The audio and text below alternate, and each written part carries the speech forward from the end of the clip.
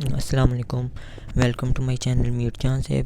ये मेरा दूसरा व्लॉग है। इससे पहले एक व्लॉग फ़िनलैंड में ही बनाया था और इस व्लॉग में मैंने जाना है फ़िनलैंड से अबू धाबी। और इस बात का मेरी फैमिली में से किसी को भी नहीं पता, सिर्फ मेरे एक दोस्त को पता था जिसने मुझे अबू धाबी में लेने आना था। मेरी दिन 3 बजे की फ़्लाइट थी, तो यहाँ से मैं जाकर सो गया था क्योंकि मैंने सुबह जल्दी जाना था। तो इस वजह से मैंने सुबह according to plan ride book की और 3-4 मिनट में टैक्सी आ गई थी। अब मैं रेलवे स्टेशन जा रहा हूँ क्योंकि अगर मैं टैक्सी से एयरपोर्ट जाता तो मेरे 40 to 50 यूरोस लगते और इस तरह ट्रेन से जाने से मेरे सिर्फ 10 यूरोस लगे थे। तो फिर मैं रेलवे स्टेशन पहुँच गया तो सर्दी बहुत ज़्यादा थी, ऑलमोस्ट -13-14 टेम्परेचर था। और फिर कुछ टाइम बाद ट्रेन आ गई, तो अब ट्रेन में एयरपोर्ट की तरफ जाना है। तो फिर ये ट्रेन में थोड़ी सी वीडियो बनाई और कुछ बाहर की वीडियोस बनाई थी।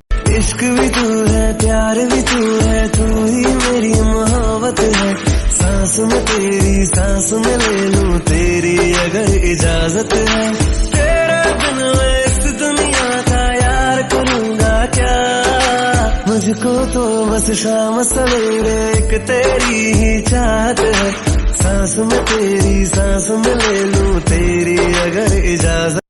और यूँ मैं एयरपोर्ट पहुंच गया। एयरपोर्ट पहुंचने के बाद अभी काफ़ी टाइम था फ़्लाइट में, तकरीबन 3 घंटे। तो फिर मैंने इधर उधर टाइम स्पेंड किया कुछ, और फिर मैं जल्दी आया था क्योंकि मेरा ये फ़र्स्ट एक्सपीरियंस था फ़िनलैंड से आउटसाइड। तो इस वजह से मैं थोड़ा जल्दी आया था और जल्दी आने के बाद फिर मुझे कुछ भूख भी लगी हुई थी क्योंकि मैंने सुबह नाश्ता किया नहीं था और दिल भी नहीं कर रहा था सुबह कुछ खाने को। तो इस वजह से फिर मैंने यहाँ पर आके बर्गर ऑर्डर किया। ये बर्गर मुझे बाहर से मिलता है 4 यूरोस का और यहाँ से मुझे मिला था 14 यूरोस का। तो फिर मैं यहाँ पर खा के यहाँ पर ही बैठा रहा क्योंकि अभी टाइम था फ़्लाइट में। तो फिर इस वजह से मैं यहाँ पर ही बैठा रहा। चेक इन ओपन हो गया था, यहाँ सेल्फ़ मशीन से मैंने अपनी बोर्डिंग की और इसके बाद अपना लगेज वगैरह बुक करवाया। लगेज बुक करवाने के बाद मैं बाहर आ गया, यहाँ पर कुछ टाइम स्पेंड किया और उसके बाद बोर्डिंग पास तो मेरे मुझे मिल चुके थे। तो इसके बाद मैं फिर सिक्योरिटी कंट्रोल में चला गया। सिक्योरिटी कंट्रोल के बाद यहाँ से मुझे जाना था इमिग्रेशन के लिए। तो इमिग्रेशन के लिए जा रहा था, तो ये भाई नमाज़ पढ़ रहे थे तो मैंने इनकी वीडियो बना ली और इसके बाद फिर इनसे बातचीत की। तो ये पाकिस्तानी थे और इस तरह यहाँ पर ही काफ़ी टाइम गुजर गया। यहाँ पर टाइम गुजरने के बाद फिर मैं चला गया इमिग्रेशन करवाने। इमिग्रेशन करवा के अब मैं जा रहा था वेटिंग लाउंज की तरफ। तो वेटिंग लाउंज में जाने के बाद टाइम बहुत कम था, शायद 15-20 मिनट रहते थे टेक ऑफ में। तो यहाँ पर जाने के बाद फ़ाइनल कॉल आ रही थी, लेकिन मैं फिर भी नहीं जा रहा था। सबसे एंड में मैं ही गया, तो मेरे पीछे कोई भी नहीं था। एज़ यूजुअल मैं हमेशा से लेट ही जाता हूँ, पता नहीं क्या वजह है।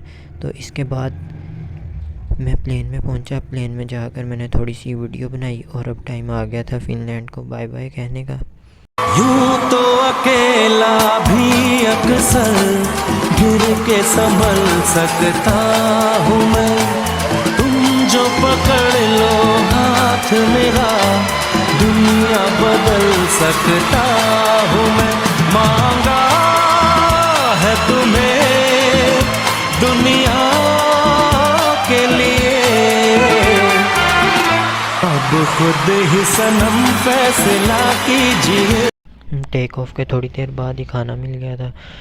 खाना इतना अच्छा नहीं था, बस ठीक था, नॉर्मल था।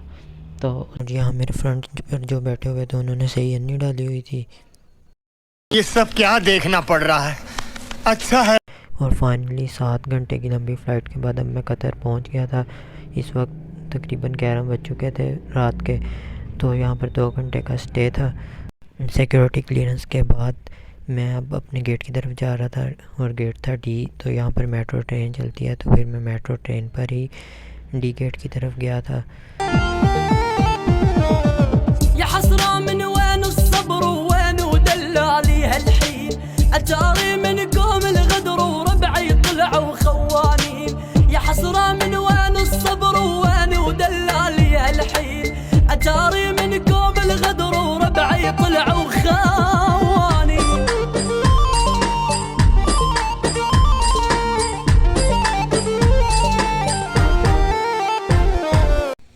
यहाँ पर 2 घंटे गुजारने के बाद अब प्लेन की तरफ जाना था। प्लेन तकरीबन काफ़ी दूर था, तो बस पर लेके गए थे, तकरीबन 15 मिनट लग गए थे। और उसके बाद अब अबू धाबी आने ही वाला था, क्योंकि फ़्लाइट बहुत छोटी थी, तकरीबन 35-40 मिनट की थी।